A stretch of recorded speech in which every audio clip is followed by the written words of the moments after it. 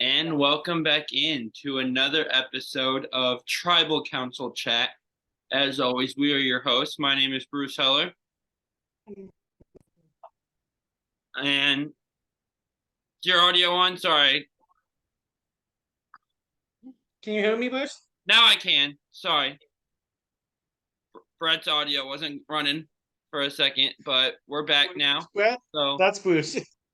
episode 9 of Survivor 45. And before we get into our player of the week, and there's actually a chance we might have different ones this week, but after 3 weeks in a row, I kind of doubt it. What were your overall thoughts on this episode? That's a great episode. I at first thought when they gave the preview last week that I was going to hate the twist, but I love the fact that they had a chance to earn their vote back. Yeah. So that was a really nice change from production and made it interesting. I also like that, unlike in so many other seasons, like I wrote down in my notes Colby and Jerry Australian Outback because I love that they made their own teams. Yeah, that was a lot of fun. We have rarely ever seen because of the fact that it could be competitive advantage, like we saw with everybody laughing when Jerry said she would pick Colby in the episode she goes home in Australia. Yeah, the challenge was a really fun twist. I love the teams of 3. The third, and we'll get into this when we get to the challenge, but the third stage of the challenge is a challenge featured in one of your favorite seasons, Co Wrong. It sure is. And my mom, who I watch it with tonight, is a huge Aubrey fan. And so, of course, she remembered that one because isn't that the one that, like, it was the Scott and Jason were kind of having issues with everyone, and Aubrey just goes head to head with one of them in that challenge? Exactly. So, that's interesting you say that. Your mom and I might need to have a date on Twitter or on Instagram when we do a co-wrong recap someday. well, yeah, for sure. So, diving into the actual episode recap, player of the week, who you got? Do you want me to say it? Yeah, go ahead.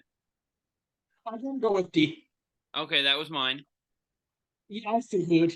How can you not? Kendra's targeting her a minute into the episode seems to be pushing some numbers, and then Kendra goes home unanimously. Well, and to me, my thing was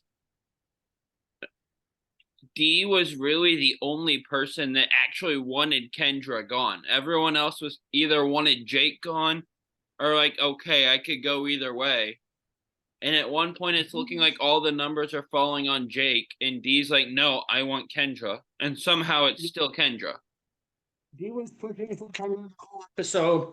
It ended up being Kendra, and Dee has just solidified herself as a favorite in this game. Oh, she's the front. If she makes it to the end, she wins. No question. That's what I said, and we'll get into this too. But like, Julie, what are you thinking? I don't know.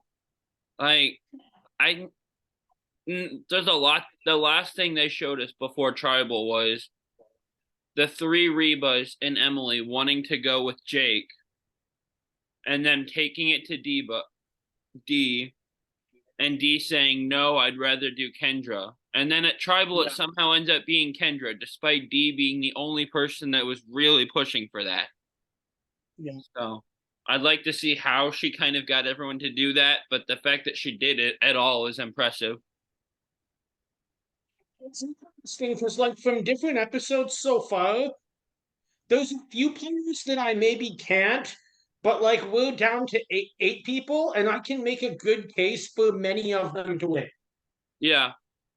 Like you can make a good case for Dee to win, for Austin to win, for Emily to win, for Bruce to win. Yeah, and even Bruce had a much better episode this week, I think. Bruce had an amazing episode. And there's a really cool, powerful moment there I was talking with my mom about while we were watching it, but we'll get to that when we get there. But anyway, starting the episode, what's your thoughts to kind of the reaction to the Kelly block? My first reaction is we see Jake talking about how he had no idea it was going to be Kelly, and he was not only, in his own words, not only left in the dark, but left in another dimension.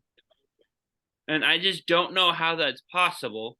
The options were Yeah, her and you. How did you not know she was an option at all? yeah. Like, you voted for her, I Maybe think. he Like, just what? voted and felt like no one was biting on it, but who knows? Yeah, I don't know. And then Or I have it maybe right. Jay was honest and Jake. Sorry, I watched both the challenge and Survivor tonight. No, you're good. I might mix up those two names, but maybe Jake was being honest and voted completely in the dark, and it just so happened to work. And maybe the people in Survivor fan jury that are criticizing Player of the Week from last episode might be onto something. Yeah. Last week didn't really give me anyone that was I felt super great about being player of the week. He was just kind of the Yeah, one I made the argument for and him. But this week it's the complete opposite. yeah, this week I ended up going with Dee. I could have made an argument for Bruce, and I was texting with Kevin, who's been on here with me before when you weren't here. And what he texted me was, "You better give Bruce his props this time," which we will throughout the recap. But Oh, we will. and speaking of, the next note I have after being confused by Jake is Bruce has self-awareness with like 4 exclamation points, because he said if Kelly wasn't voted out, it would have been me. Yeah. So he's actually starting to show self-awareness, which is new. So good for him. Yes. That Kelly was targeting him, which was interesting. Yeah, and he had no idea that was happening or how she felt Yeah. until they told him. Which is, it's interesting how they handled that, because they made it sound to him like that's why they voted her out, because she was calling him overbearing and everything, which isn't exactly true, but they didn't lie either, because I mean she said all those things they But said it's she close said. enough to the truth that it's a great story to tell Bruce because it's going to build trust with him. Yeah. And then we see Kendra is super sad that Kelly's gone and says that was her friend since day one, which is, again, such a great testament to how good Kelly was playing, especially socially. Like, she had good relationships with absolutely everyone out there.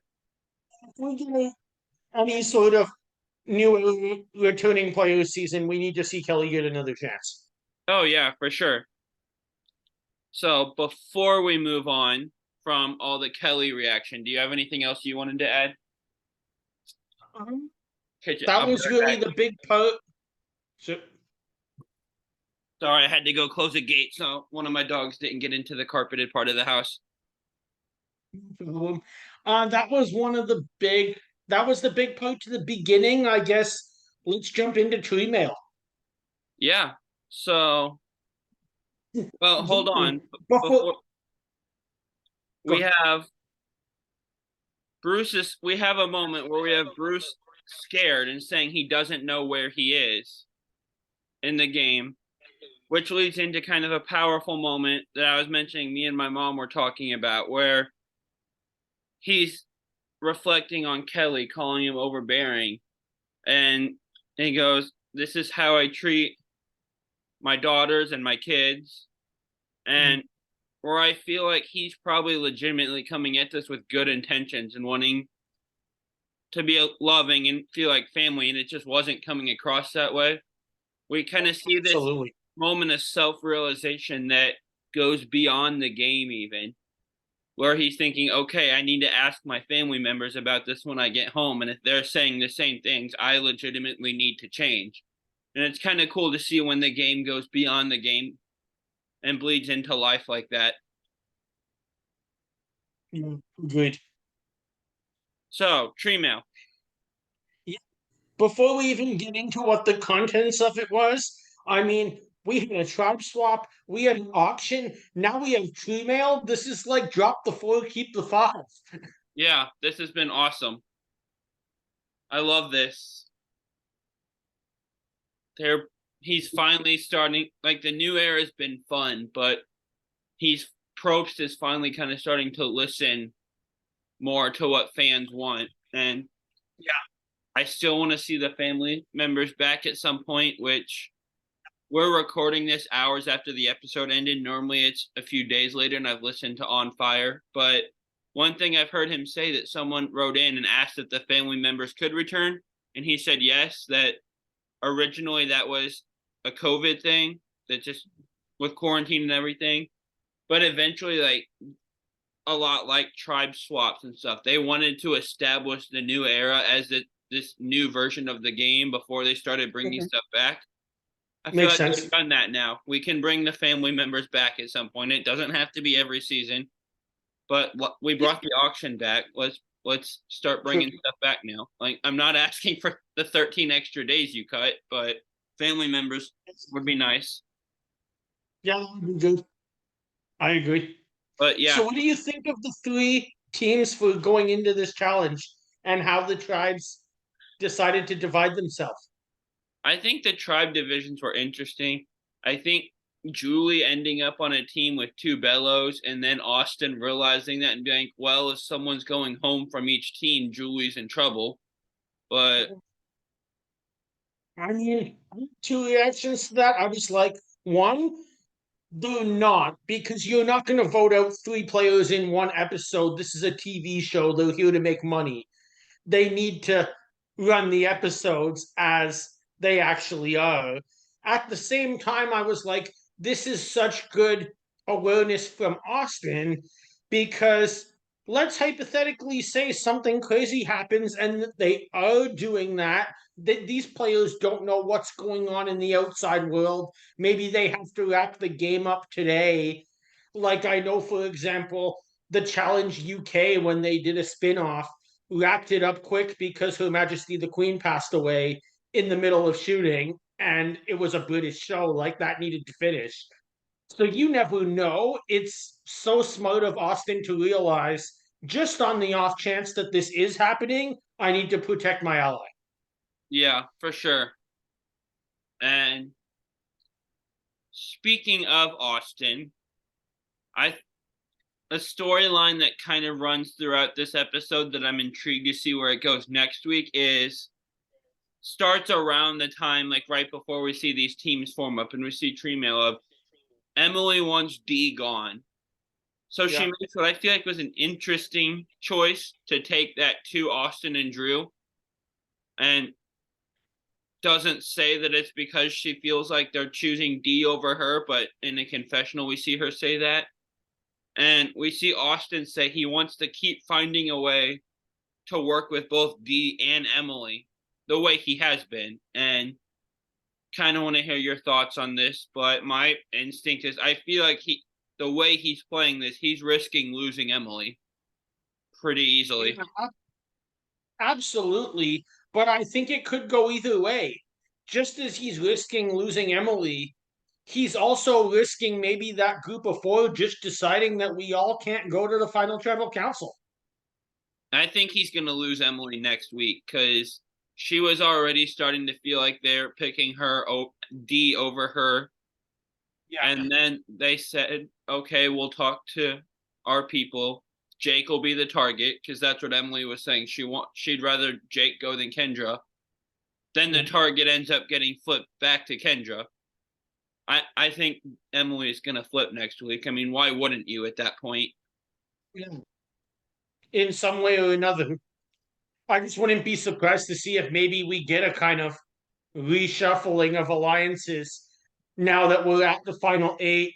The finale is in a couple of weeks, and everybody. I don't think anybody is really playing in this for the experience anymore. They all know that they need to get in the top three of whatever alliance they're working with, Yeah. or else it's all for naught. Well, and if you think about it, if Emily's gonna flip, it's next week or never. There's 8 people left now. If Emily flips, Absolutely. there's 4 Rebas and 4 against the Rebas.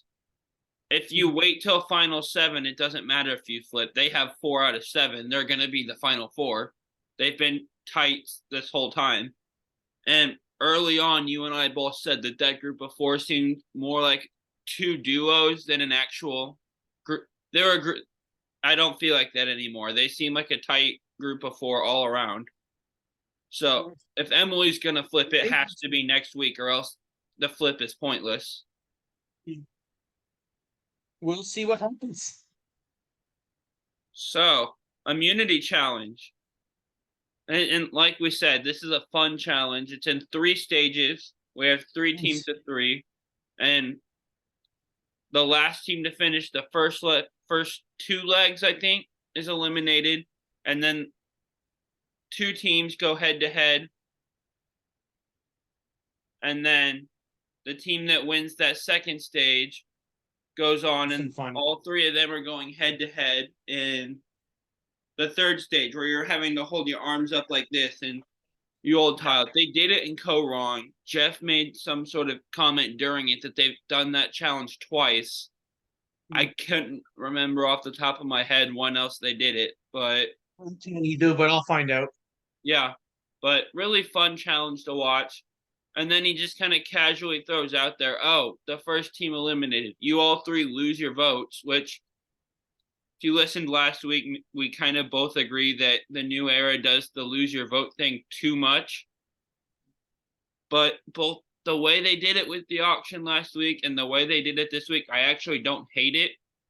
I just hate that they did it 2 weeks in a row. Like I said, they had a chance to get it back. So yeah, it made it interesting because nobody other than the 3 people that played, even them, because they don't know the other people's results, they only know their own. Nobody playing really knew how many votes there were. Yeah, and even when they came back, and we'll get to Austin when we get to that part of the episode, which, by the way, I forgot this when we were recapping last week. Austin has an idol now. Now that Kelly's gone, the other 2 parts of the amulet are gone. Austin has a fully powered idol. Good till 5. He does. So let's comment on each part of the challenge very briefly. Phase 1, I don't know if you had any thoughts, but when I see the team that go out of the challenge, Emily was like waist deep in sand. Yeah. If you have to dig that far, you've gone too far. Well, they were all digging that deep, though. Yeah. So, and they were fine. My point is why they lost. They were somehow totally off and wasting their time. Well, yeah, but I don't just mean everyone. Like, if you look at all 3 teams, were digging ridiculously deep for some reason. I guess you just look at it again. It was, yeah, that was a wild challenge. We've seen them have to dig stuff up out of the sand before, and it's just one of those. You're afraid that you hit the point. We've seen a guy almost die digging stuff out of the sand, so they got to be careful with this. I kind of get digging so deep just because in the back of your, at least it'd be in the back of my head, that like when I eventually stop digging, it's like right below there. But true. At some point you have to move on to a different spot. But yeah, the first part of the challenge was really fun. We had a balance beam and we had digging in the sand for rope. I thought there was going to be many more falls than there were. Yeah, there normally is. But second part, I think, and you tell me what you think, but I think that both teams made a big mistake here. And they were lucky that both teams did the same thing. And that is that, in my view, you have to throw the ball at these targets up or down. Placing the top and the bottom left them both very playing with fire. Yeah. When it comes to knocking a ball off and completely messing up your chances for immunity. Yeah, and I think they were just kind of throwing them up there and probably hoping to get one of them. I don't know if they were like had a strategy of we have to do it in this order. They were just trying to get them on there, but makes sense. The little bridge they had to make with the rope rungs, by the way, that's the Winners at War's second battle back, right? Mm-hmm. At least part of it. Anderson. Yeah, my favorite winner, Natalie Anderson, won.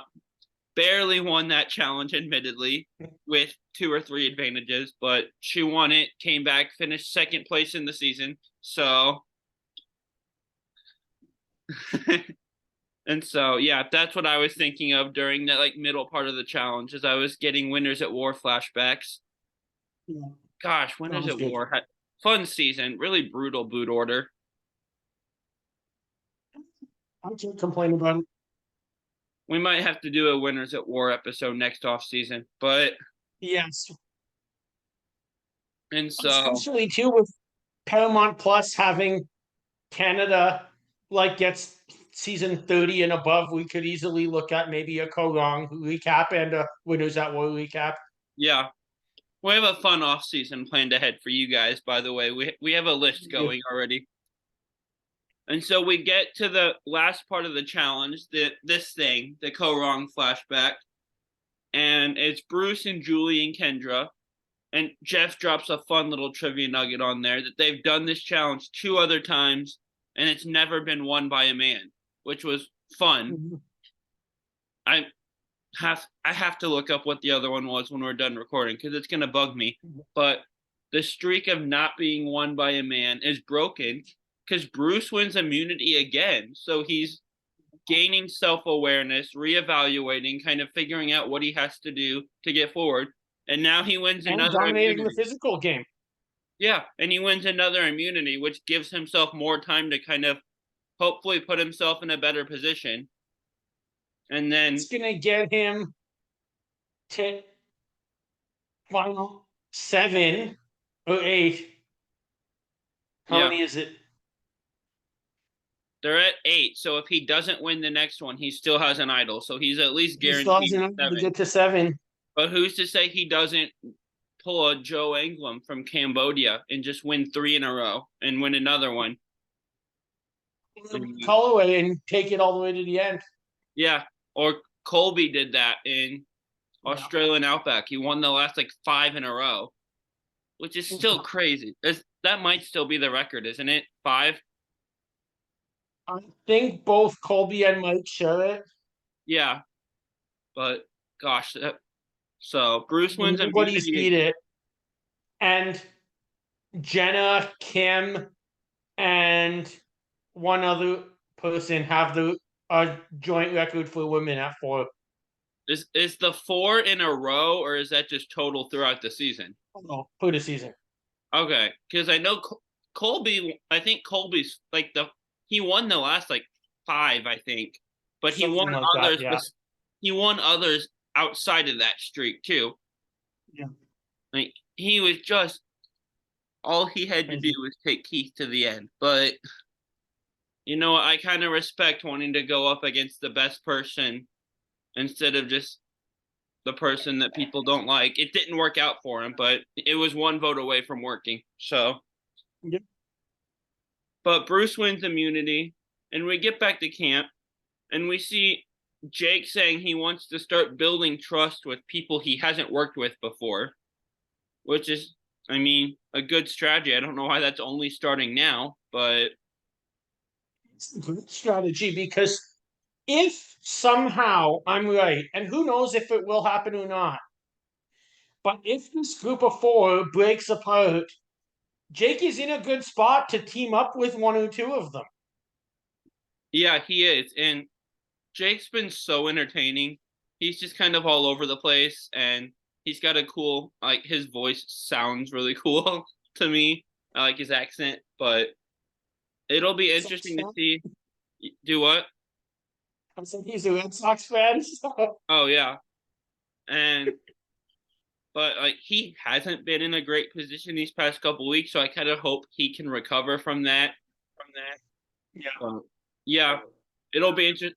The Reba 4 are strong. Like it'll be interesting to see if they stay together or not. But if you're right and they do just break up, I think the 2 guys will stay together and the 2 girls will be a separate pair, and the guys will be able to grab Emily. And the girls might be able to grab Jake if he plays his cards right. So, and then it'll come to Bruce. Yeah, Bruce is just, I don't know where he's gonna go if that group breaks apart. But did you have any notes from the reward scene in the sanctuary? Kendra saying she doesn't eat chicken, but eating chicken, and finally not forcing her opinions about vegetarianism on everybody else. I'm looking at you, Wendy and Kimmy. Oh gosh, yeah. Wendy. That was a Thankfully, fun we one. just had somebody who just wanted to survive on the island tonight and not make it a moral argument. Yeah, for sure.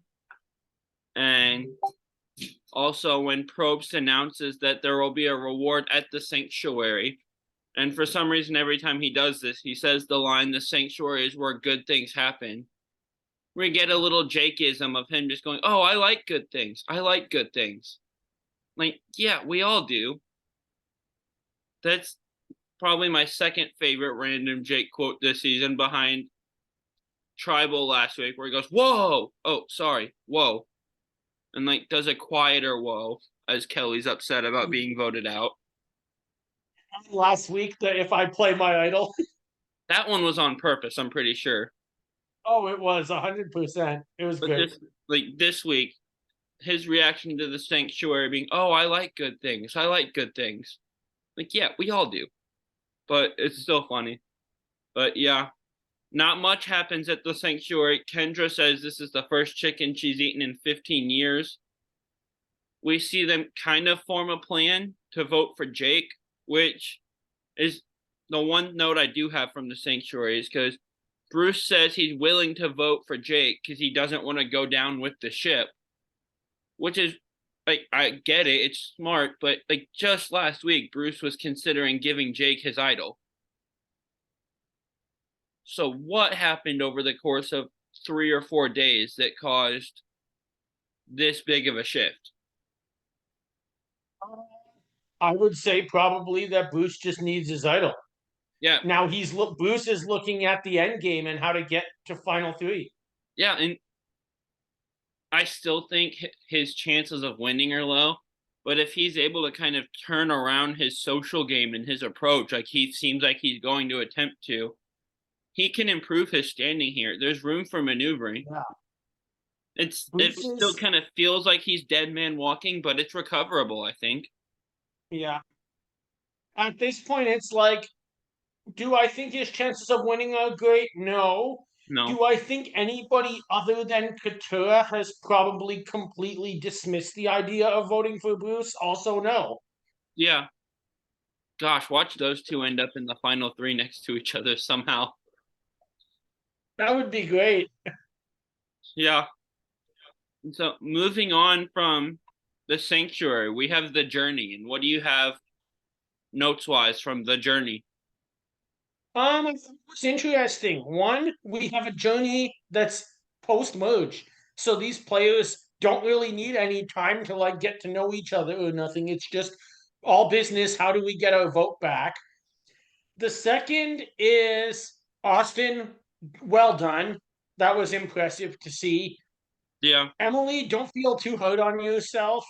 I mean, today, whether she's in investments or not, I just had a meeting at my bank about my investments this week. Everything's done on computer. No harm in not being able to do that in a couple of minutes. That's all I have my thoughts with. I feel like we reaction wise, we got both extremes of the spectrum of Emily being so hard on herself for not getting it. We have Austin being so excited because he did get it. And then Katura's in the middle who didn't get it, but she's like, okay, like, let's move That on. was the other thing that I had written down now that you say Austin being excited for getting it. When Austin finishes and goes, "Oh yeah, let's go." I was like, "Austin, you're telling the other two that you have a vote now. They're Well, probably only 20 meters away." Or whatever that is in yards, I don't know. that thought didn't occur to me, but I don't feel like he was that loud. And also, we like, maybe you're right. We have no idea how far apart they actually are. The paths all went in different directions, so it might be far enough apart to where they can't hear each other. But It, uh, it could be, but it could also be just around the corner. Yeah. But he gets back to camp, decides to lie to everyone and say he doesn't have a vote, and then tells the other people in his Reba group, which is about what I expected from him. And so they've got the majority of the votes right there. I thought that was smart because the even though he lied about it, it was all three of them saying that we all had the same result. Yeah. So there wasn't this dispute of like, oh yeah, it was easy. Emily got it, Katura got it, and now Austin, you didn't get it. Why is that? Yeah, I feel like if the two of them would have gotten it, he would have just admitted that he had it. I feel like them not getting it is what led to him doing this. But Yeah, exactly. which could also lead to my prediction that Emily flips on him and Drew next week.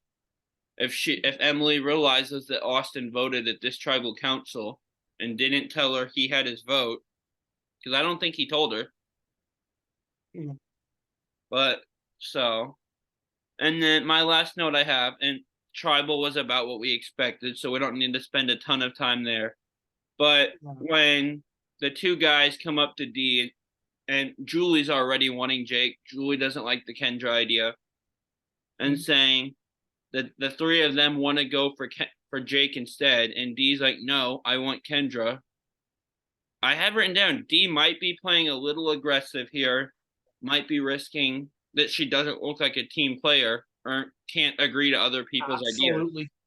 But it works out. She somehow convinced everyone to go with her. So what do I know? But It worked. How it'll affect you in the long run, high risk, high reward. That's what I'd say. I think it's going to cause Drew and Austin having Emily as an ally, but that doesn't mean anything to Dee. So good for her, I guess. Not at all. That would be just fine with her because it would make the two of them closer to her and Julie. Yeah. So we'll see what happens. Do you have any? I didn't have any notes from Tribal. Did you? Not really. Like I said, it was what we expected. I mentioned it during Player of the Week. So Yeah. yeah, it was pretty straightforward, but really showed how much in control of those four Dee was tonight. Yeah, for sure.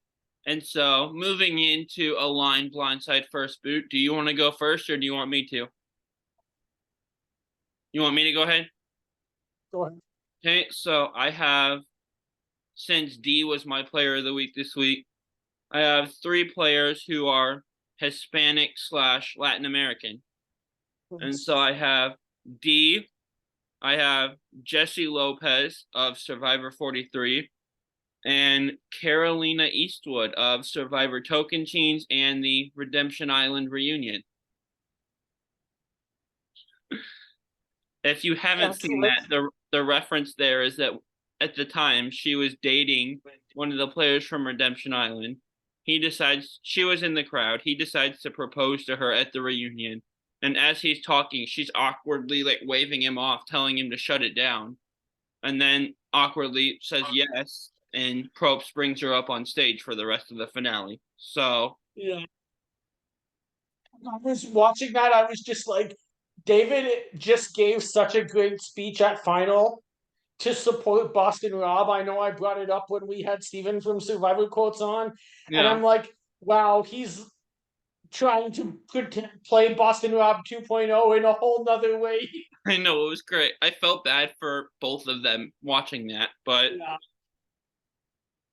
Okay, so I am going to align with Dee.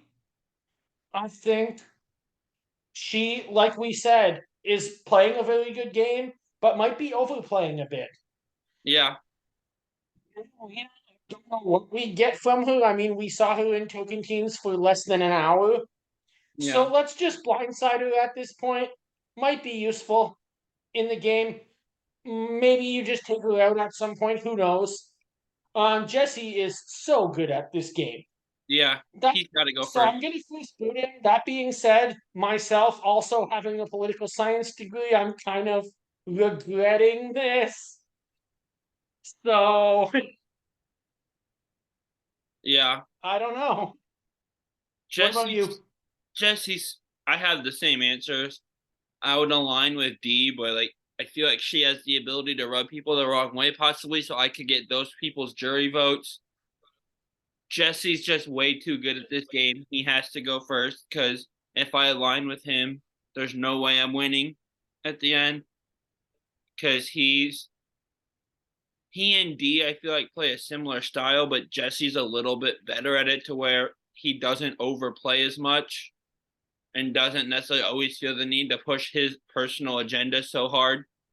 So I first boot him, which just leaves Carolina to be blindsided. But like you said, we really don't know much about her. So Good one. Let me pull up some names. What I am going to give you is similar to D. I should have had this earlier, but I forgot that we were doing it. So, I am going to give you the names of three. You did three Latino players. I'm going to give you the names of three players from the state of Florida. oh, nice. So, with that, we have Brenda Lowe, Cindy Hall, and Monica Culpepper. Ooh, okay. Well, we've seen aligning with Monica to the end being a winning formula before. So Tyson did that. I will align with Monica Culpepper to the end. I'm going to first boot Brenda because I love Brenda, but we've seen how she reacts to getting blindsided, and I don't want that on the jury against me. Which leaves Sydney Hall as the blind side for no other reason than that's the only spot left. But I agree with you there. This was fun. this was fun. So we will follow us and subscribe on YouTube, Tribal Council Chat, Instagram at tribalcouncil.chat, Facebook, Tribal Council Chat. And if you have any questions or suggestions, send us an email, tribalcouncilchat@gmail.com. Just a fun note about mine. Since we did a Ally Blindside first boot for with Floridian players as I did tonight, this will be my last episode in this room for a couple of weeks. Next week, we will be filming Tribal Council Chat from the state of Florida. Nice. That'll be fun. I will be in Orlando, and then you will have a guest host coming up in 2 weeks when I'm on a cruise ship in Jamaica somewhere. Yep. So that'll be fun. Have a great week, guys. Grab your torches, head back to camp.